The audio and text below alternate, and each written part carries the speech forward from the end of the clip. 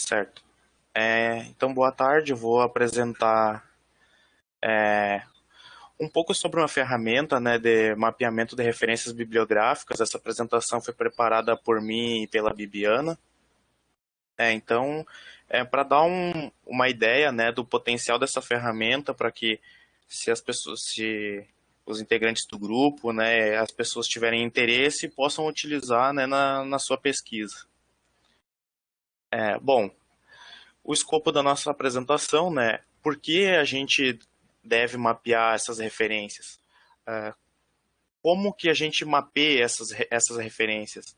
E depois, por fim, a gente vai apresentar a ferramenta, né? Que é a ferramenta Bibliometrics do RStudio. Bom, com relação às referências, né?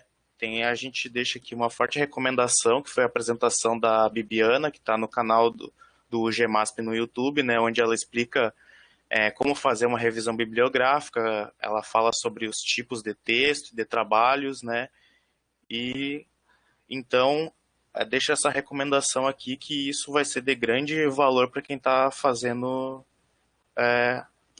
essa parte do seu trabalho, né. Bom, quando a gente começa uma revisão, a gente busca normalmente de uma fonte confiável, né, como aqui os periódicos da CAPES. Aí tu vai lá, seleciona uma base, por exemplo, o I3E, digita o assunto de interesse, e aí tu se depara com um número muito grande de artigos e publicações referentes àquele assunto, né? Então, como a gente vai mapear quais desses documentos são relevantes para o nosso estudo? Bom, por que esse mapeamento ele vai agregar valor ao nosso trabalho, né?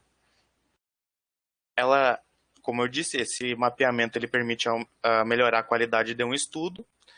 Ele mostra, te dá uma visão mais clara sobre a relevância dos autores das instituições que estão alimentando esse tema com os seus estudos, né? E tu verifica também a relevância do tema que tu está querendo pesquisar com relação à atualidade ou com o passar dos anos, né? Como que foi a evolução desse assunto numa linha do tempo. Bom, como que a gente faz para mapear? O modo clássico, né, de fazer esse mapeamento a gente procura por reviews e surveys feitos por revistas ou jornais, onde eles fazem o levantamento, né, dessas referências e como foi essa evolução. Aqui, por exemplo, o número de publicações sobre um determinado assunto com o passar dos anos.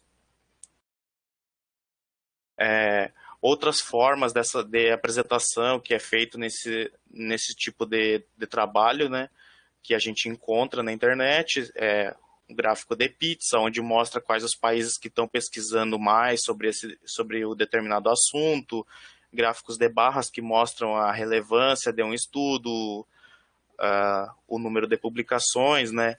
Então a gente inicialmente tinha que contar com a sorte de encontrar um trabalho pronto, ou então a gente teria que fazer isso manualmente, né? Que é bem trabalhoso. Aqui mais alguns exemplos, né? De como que evoluiu no passar dos anos, os países que mais contribuíram para os estudos. Então, o modo clássico de fazer esse tipo de mapeamento era procurar um documento pronto, né, feito por alguma revista, esse levantamento, ou então fazer manualmente.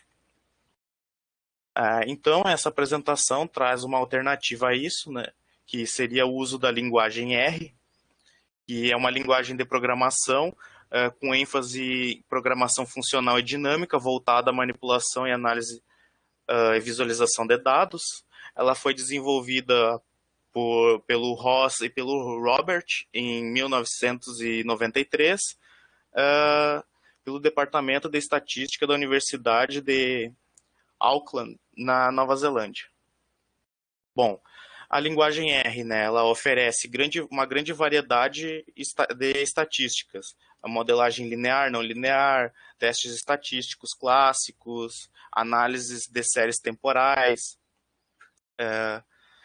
e entre eles técnicas gráficas extensíveis, né, que tem código aberto para que haja participação entre os programadores. Ela é uma linguagem aberta, livre, né, que todo mundo tem acesso e que as pessoas podem contribuir com a evolução da ferramenta, né? E recentemente cientistas de dados têm usado como um meio conveniente para análise dos dados que eles estão estudando. Bom, eu preparei um guia de instalação para essa ferramenta, né, que pode ser disponibilizado para quem tiver interesse. Então, basicamente, a gente instala o R, né, que é a linguagem de programação. Posteriormente, a gente instala o RStudio, que é a IDE, né, para a gente ter uma interface mais amigável para trabalhar com essa linguagem. E especificamente para essa apresentação e para esse tipo de manipulação de referências, a gente usa o pacote Bibliometrics, né, que é uma biblioteca do RStudio, para fazer esse mapeamento das referências. O Bibliometrics ele também tem uma interface web onde a gente pode acessar todas as funcionalidades ou as principais delas numa interface onde tem menus, né, de fácil acesso para que a gente possa fazer todas as nossas análises sem precisar sem precisar digitar código, linhas de comando. Então, é bem mais amigável do que tu aprender uma nova linguagem de programação ou aprender os detalhes dela para te poder fazer essa manipulação. Bom, para te utilizar essa ferramenta, né? Aqui um exemplo da base de dados que a gente utiliza. A gente usa o portal de periódicos da CAPES, né? Aqui, por exemplo, a gente faz o acesso, né?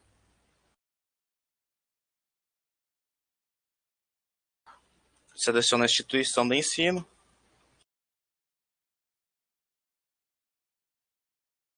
E faz o login com o teu usuário da universidade.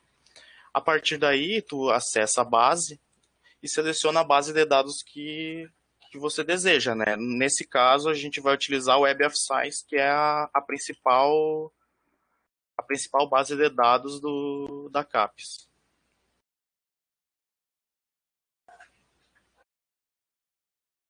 Todo esse procedimento que eu estou fazendo aqui no tutorial lá tem mais simplificado, né, para a pessoa poder acompanhar com mais calma esse procedimento. Bom, aqui tu pode pesquisar sobre o assunto de seu interesse, né? Seleciona se você quer tópicos ou títulos com essa palavra-chave, seleciona período de tempo que deseja, né? Vou colocar nos últimos 5 anos e vou pesquisar. Bom, a gente teve aqui um número muito grande de resultados, né? Então, aqui eu tenho todos os documentos disponíveis sobre esse assunto. Eu posso selecionar aqui os que eu quiser, ou eu posso selecionar todos, e a partir daí eu exporto, né, outros formatos de arquivo, seleciono o registro completo e as referências no formato BibTeX, que é o formato que eu achei mais simples de carregar no programa, né? Aqui tu pode selecionar todos, pode selecionar intervalos dos artigos, né, que tu deseja exportar. Eu não vou fazer exportar agora porque eu já deixei isso preparado, mas daí ele vai baixar um arquivo que depois tu só carrega no software.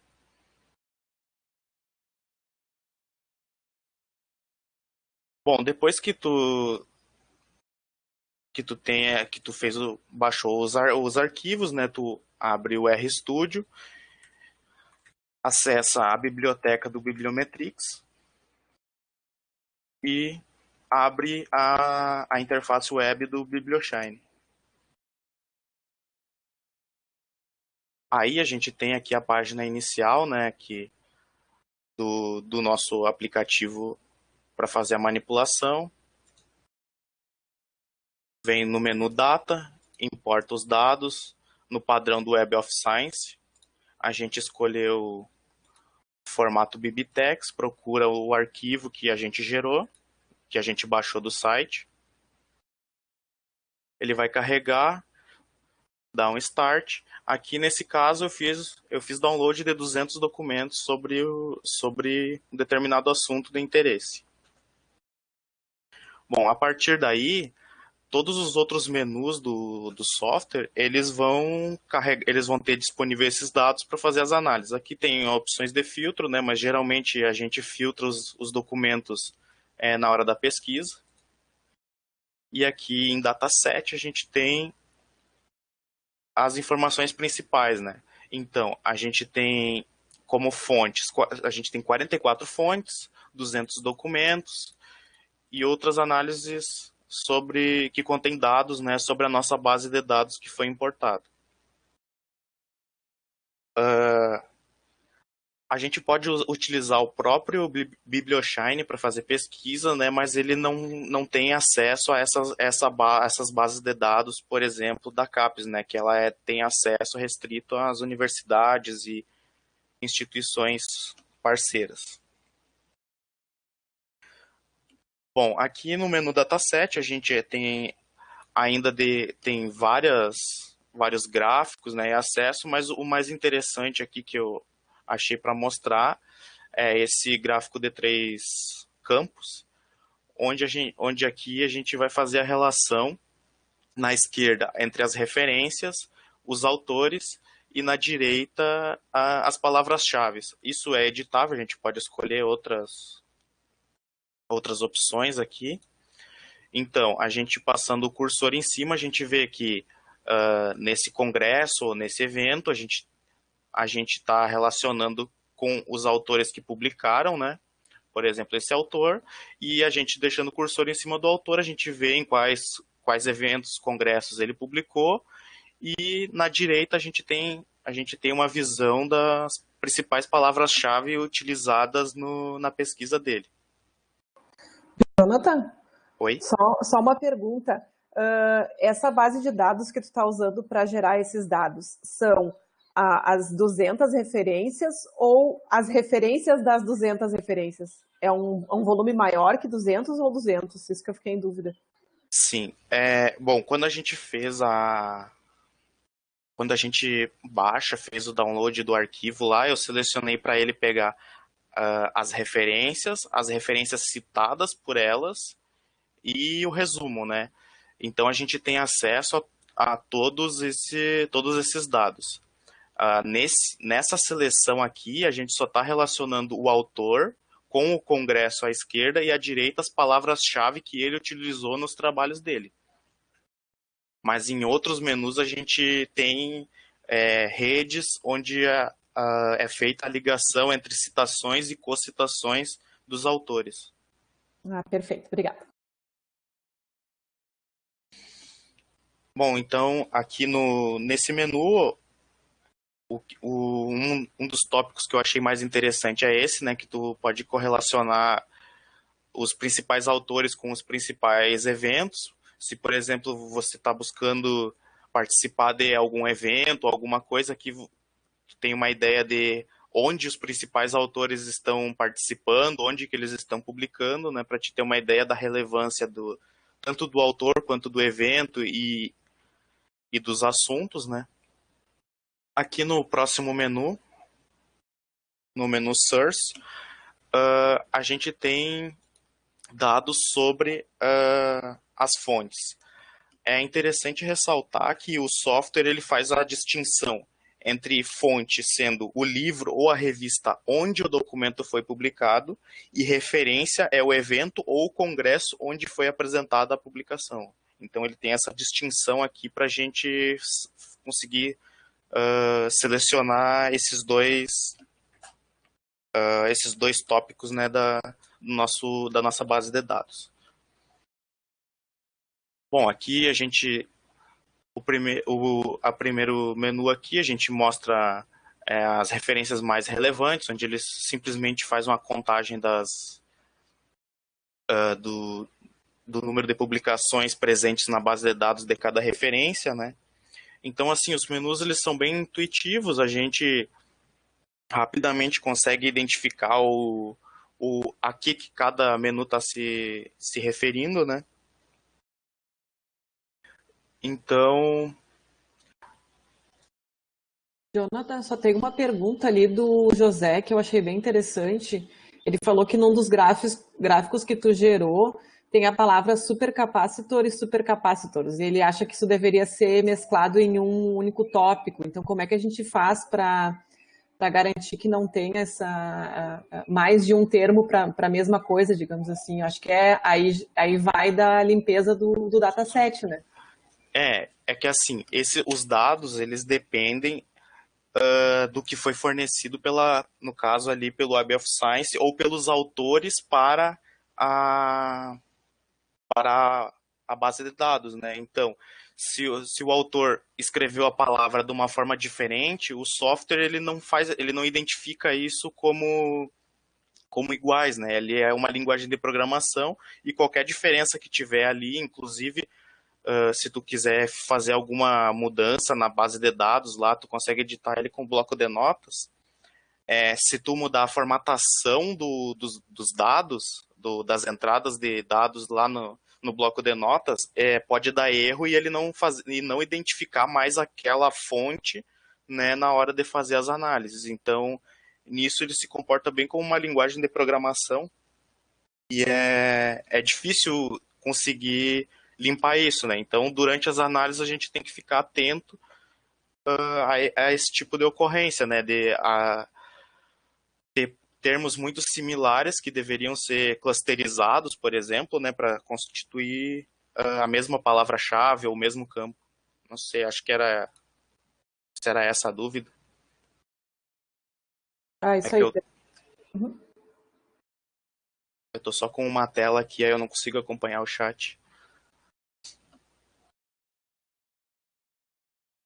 Uh, Bom, aqui no fonte e no menu autores aqui também não, né, são menus bem simples assim que simplesmente fazem só contabilizam o número de publicações de cada autor, né? E então não tem muito o que interpretar, seria mais para te ter uma ideia da base mesmo. Bom, aqui, por exemplo, tu pode ter uma ideia das principais universidades a qual são afiliados os autores, né? Se, por exemplo, tu está buscando, eu estou fazendo graduação e eu quero buscar uma pós-graduação em uma universidade de referência para um tema. E aqui tu tem uma ideia de qual universidade está estudando mais determinado assunto, né? Então, é, esse tipo de análise ela é bem flexível, né? Ela atende a várias demandas. Aqui a quais países correspondem os autores, né? Os países mais citados. Então, aqui é bem simples assim os menus, né? As informações que ali estão presentes. Bom, aqui no menu documentos, uh, ele ajuda a identificar os documentos mais importantes, né? Deixa eu só ver qual que é o menu certinho.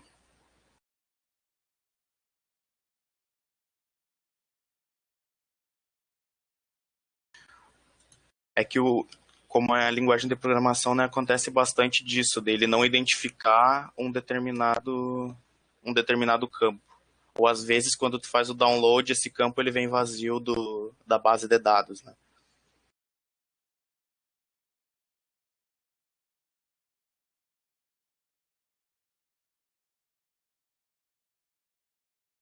Bom, aqui tem uma nuvem de palavras, né, onde as maiores são as mais citadas dos documentos. O, aqui uma ligação entre as palavras, né, em formato de árvore. Mas, assim, esses menus eles são bem simples, né? O que a gente tem mais interessante ainda aqui seriam as redes, né? A estrutura intelectual e a estrutura social. Aqui, no caso da estrutura intelectual, a gente pode ver a rede de cocitações. Reduzir um pouco o número de documentos aqui. Aí aqui a gente pode trocar o tipo do layout. Bom, aqui daí a gente vê, né? Os nomes maiores são os autores mais citados, né? E aqui a gente tem uma ideia de como eles se ligam com outros autores, né? Aqui, vamos dizer, esse autor citou esse também citou, então por isso que o nome desse autor ele cresce, né? Porque esses outros autores citaram eles. Da mesma forma que para esse estudo aqui, para os outros que estão na mesma cor citaram esse autor, ou ele citou os outros, né? Então, dessa forma, a gente consegue identificar uma rede de autores que trabalham ou em conjunto ou que trabalham sobre um mesmo tema ou restringem mais o tema de pesquisa deles, né? De uma forma mais específica. É importante também ressaltar que os autores que têm maior citação, assim, quase que obrigatório constar na revisão bibliográfica sobre esse assunto, né? Então, se tu procurou uma base de dados com 200 artigos e as referências deles, possivelmente esses maiores, eles são referência no assunto e devem constar lá na revisão bibliográfica da tese ou da dissertação ou do artigo. Esse é então, como a Bibiana falou, né, é o foco dessa apresentação, a gente mostrar que essa ferramenta pode te guiar, né, para seguir os melhores documentos, né, as melhores referências, que isso vai agregar valor ao teu trabalho, né? Se tu está se baseando em pessoas que têm um bom nível de conhecimento ou que têm bons trabalhos, a chance de o teu trabalho ser do nível similar ou superior, né, é muito grande. E aqui no último menu, a gente tem a rede de colaboração. Aqui ele mostra os autores que trabalharam juntos, né? Aqui está um pouco, eu tenho que diminuir um pouco aqui para ficar mais visual. Então, por exemplo, esses autores fizeram publicações juntos, aí dá para ver que esse autor está ligado com esse, então esses três trabalharam juntos, mas esses dois também trabalharam juntos, entende? Então, consegue ver que consegue dessa forma formar redes de contatos, né? Onde são pesquisadores que trabalharam em conjunto em um determinado assunto, né? Então, tu já tem uma boa ideia de quem são as principais referências nesse tema. E aqui também, por curiosidade, né, a gente tem um mapa onde a gente tem, onde mostra, né, as cores mais escuras são onde tem maior número de publicações e as linhas aqui ligando os países, né, onde os autores colaboraram entre si para alguma pesquisa. Por exemplo, aqui China, Estados Unidos, né, Austrália e China. Então, a gente consegue ver quais são os principais países, né, e como que eles estão se relacionando, como que está sendo essa rede de colaboração para os estudos, né.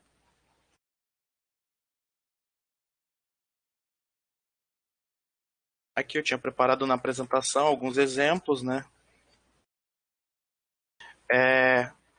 Bom, como complemento a essa apresentação, a gente tem a apresentação do Tiago Gomes, né, que ele apresentou uma boa parte das funcionalidades da ferramenta para a gente. A gente tem esse vídeo disponível no GEMASP, no canal do GEMASP no YouTube, né, se alguém tiver curiosidade de assistir, ele mostra vários detalhes sobre as análises, principalmente sobre a ferramenta, né.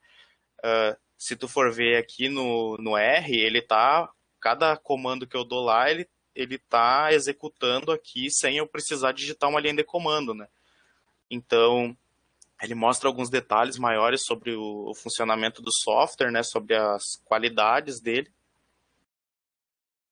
Então, tá recomendado também assistir esse vídeo aqui se a pessoa tiver interesse no assunto, né? Então, assim, da minha parte, seria isso a apresentação. Não sei se a Bibiana tem alguma consideração, contribuição para a apresentação. Perfeito, Jonathan. Acho que foi bem interessante. A ideia mesmo era mostrar as funcionalidades, né? Eu descobri essa ferramenta há poucos meses atrás com o Thiago Gomes, que ele é mestrando lá da UFSM. Ele utilizou isso para um projeto de P&D, para mapear as principais referências desse projeto. Eu achei que era uma ferramenta bem interessante, porque até então eu fazia tudo no braço, digamos assim, e ter uma maneira de baixar todas as referências das referências e começar a analisar e mapear de forma gráfica, eu achei sensacional, né? Então, essa era a ideia para hoje. Não sei se alguém tem alguma dúvida. Eu estou aberto a perguntas aqui, né? Eu só gostaria de fazer um comentário. Isso é para fazer uma análise estatística e uma análise inicial, né? A gente não vai deixar de ler os artigos que forem mais reportados depois de feita essa análise. Isso a gente não tem como escapar, né? Mas, assim, é rigorosamente impossível a gente pegar 100, 200 artigos e querer ler tudo e depois fazer essas correlações que essa ferramenta permite fazer. Isso para fazer na mão vai além da capacidade humana. Para isso que a gente usa a máquina. Agora, aqueles artigos, os top 10 ali que vão surgir depois de fazer essa avaliação, esses a gente vai ter que ler. Às vezes divide a bibliografia entre o grupo de pesquisa e a gente tem que ir a fundo neles. Não tem como escapar disso. Na verdade, uma das funcionalidades do software é exatamente fazer esse caminho inverso, né? A gente tem uma grande base de dados onde tem diversos artigos e filtrar para saber onde a gente começa a fazer o nosso estudo, né? Para a gente focar exatamente onde importa. É isso aí. É a identificação de relevância. E aí depois a gente vai para a leitura, aí volta, mas aí a gente não perde tempo, né? Porque já foi feita uma avaliação numérica, né, a priori, e essa filtragem realmente ela é muito boa e muito importante. Eu me lembro bem lá em 2014, 2015, quando eu precisei fazer a revisão bibliográfica da dissertação e eu fui procurar sobre resposta à demanda e apareceu um volume absurdo de referências. E como eu não tinha familiaridade com essas ferramentas, eu estabeleci metas de ficar lendo resumo. Todos os dias eu lia X resumos e aquilo foi ficando enlouquecedor, né? Então, claro que por falta de experiência, eu acho que essa ferramenta ela pode nos guiar, né? E com certeza nada substitui a leitura, mas a principal dúvida, em especial quem está iniciando na pesquisa, é o que ler, né? Então, acho que a ferramenta vem nesse sentido. E eu acho que alguns... Desculpa, Roberto. Não, é isso que vocês falaram, não? Ela faz automaticamente uma coisa que a gente fazia de forma manual já desde o início da nossa pesquisa, não? Que o principal é que um novo pesquisador tem que se posicionar frente ao assunto, não? E saber quem que contribuiu mais, quem que está, ou seja, como que a pesquisa está se desenvolvendo. E isso, de alguma maneira, claro que lendo os artigos tu vai aprofundar, mas primeiro, para saber por onde começar, essa ferramenta é fantástica, te abre alguns caminhos, não? Acho muito bom.